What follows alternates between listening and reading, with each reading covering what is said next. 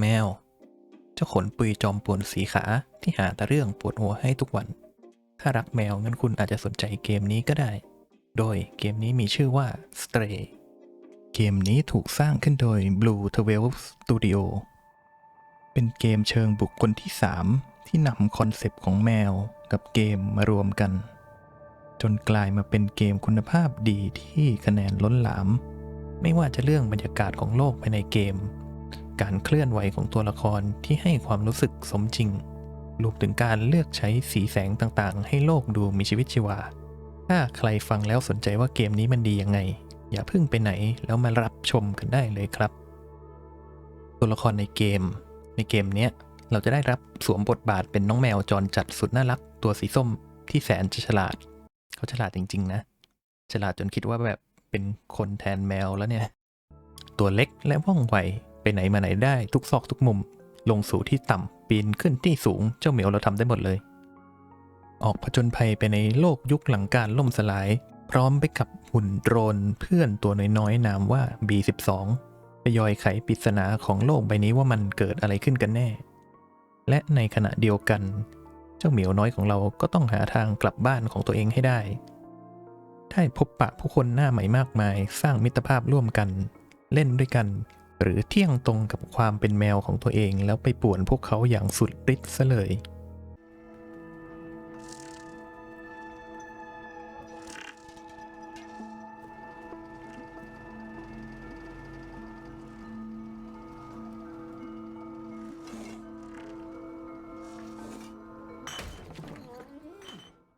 ซึ่งเราจะได้มีโอกาสพูดคุยกับเขา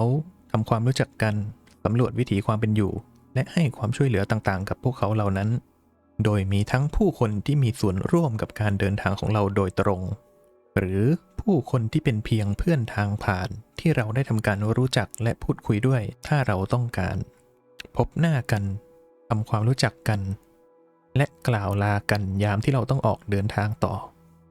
โดยโลกภายในเกม Stray นั้นมีด้วยกันหลายๆโซนให้เราได้ออกสำรวจแต่ละโซนก็จะมีได้พบปะผู้คนที่มีวิถีชีวิตและวัฒนธรรมที่แตกต่างกันไปบางโซนก็จะให้ความรู้สึกเหมือนเมืองของผู้ที่อยู่อาศัยกันอย่างยากลำบากไปวันๆบางโซนก็ให้ความรู้สึกอยู่ร่วมกับธรรมชาติหรือแม้แต่โซนที่ให้ความรู้สึกเหมือนกับว่าเราอาศัยอยู่ในโลกแห่งแสงสีนีออนยามค่ำคืนก็มีเช่นกันเราสามารถเลือกที่จะออกสำรวจทุกซอกทุกมุมก็ได้หรือจะมุ่งเน้นเพียงแค่เนื้อเรื่องหลักอย่างเดียวก็สามารถทำได้เช่นกันแต่แม้การออกผจญภัยของน้องแมวของเรานั้นจะเต็มไปด้วยการค้นพบผู้คนและสิ่งแปลกใหม่แต่การหาทางกลับบ้านนั้นก็ไม่ได้ราบรื่นง่ายดายเสมอไปน้องแมวของเรานั้นต้องเตรียมพร้อมที่จะฝ่าฟันอุปสรรคต่างๆไม่ว่าจะเป็นโลกโบราณใบนี้เองหรือผู้ที่คอยขวางทางกลับบ้านเราอยู่ก็อาจจะเข้ามาหาเราตอนที่ไม่ทันตั้งตัวก็ได้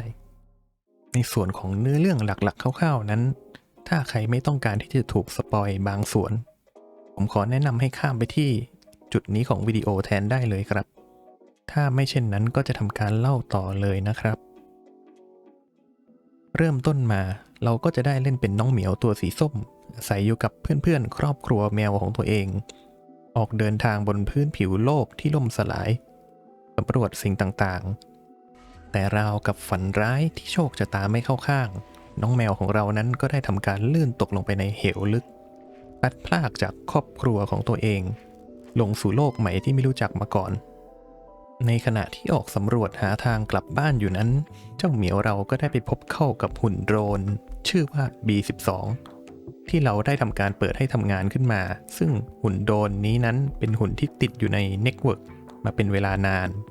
และได้น้องแมวของเรามาช่วยปลดปล่อย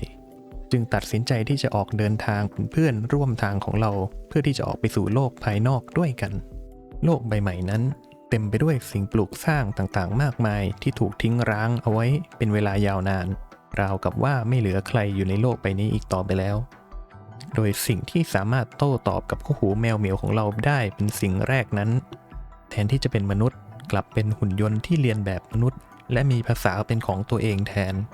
โดย B12 จะคอยทำหน้าที่แปลภาษาและจัดเก็บสิ่งต่างๆให้กับเจ้าเหมียวของเรา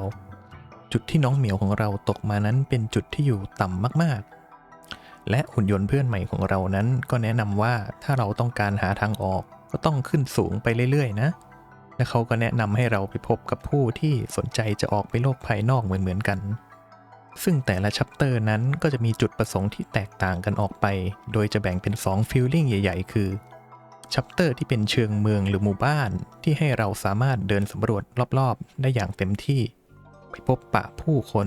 ทำเควสต่างๆกับอีกประเภทหนึ่งคือชัปเตอร์ที่มุ่งเน้นไปที่การผจญภัยคุกคามต่างๆเอาตัวรอดสลับกันไปมาในขณะที่เราออกสำรวจนั้นก็จะมีโอกาสได้พบเจอกับสิ่งที่เรียกว่า Memory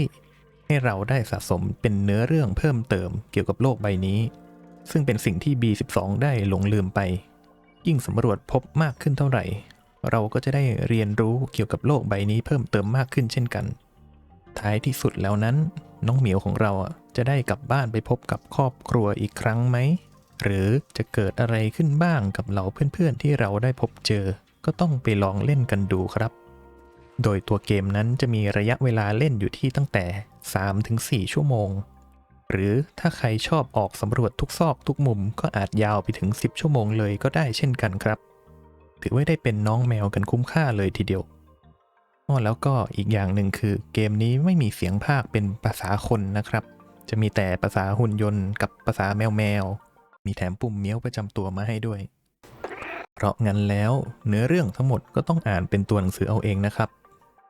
ถ้าใครซีเรียสกับเรื่องพวกนี้ก็อาจจะต้องพิจารณาตรงนี้ด้วยนะครับซึ่งสรุปโดยภาพรวมแล้วส่วนตัวของผมเนี่ยเห็นว่ามันเป็นเกมที่น่ารักเกมหนึ่งเราได้เล่นเป็นน้องแมวได้ออกผจญภัยในโลกที่ออกแบบมาอย่างสวยงามถ้าใครที่ชอบเกมชิลๆสบายๆออกเดินสำรวจเรื่อยๆก็ลองเล่นกันได้ดูครับมี NPC ให้พูดคุยเยอะแยะเลยแต่ละคนก็มีเรื่องราวเป็นของตัวเองกันทั้งนั้นเลยแต่จะขอติเล็กน้อยเกี่ยวกับเกมนิดนึงนะครับ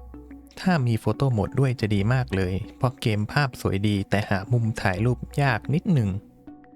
และจะมีบั๊กบางจุดที่พบเจอได้บ้างเป็นช่วงๆซึ่งโดยส่วนตัวเนี่ยบั๊กที่ผมเจอก็คือจะเป็นตัวละคร NPC ค้างไม่ยอมขยับเนื้อเรื่องไม่เดินต่อจนต้องรีสตาร์ทใหม่ที่จุดเช็คพอยต์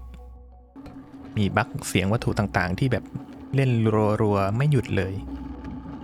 หรือพวกวิชวลบั๊กที่ของที่มันไม่ควรจะอยู่แบบนั้นมันกลับกลายเป็นแบบนั้นแทนแต่ก็ยังเป็นบั๊กแค่เล็กๆน้อยๆที่ไม่ได้ทำให้ภาพรวมของเกมเนี่ยเสียหายมากมาย